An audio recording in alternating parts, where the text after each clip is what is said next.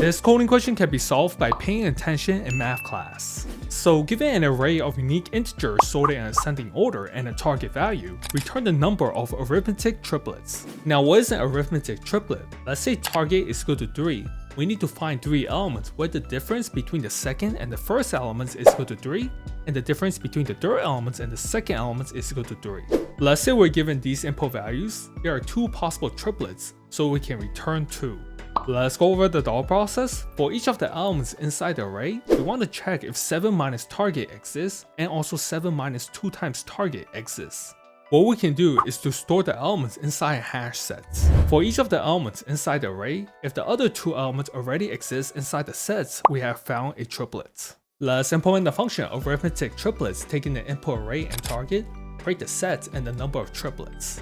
Iterate through the elements. If the set contains x minus target and contains x minus 2 times target, increment triplets, add x to the sets, return triplets.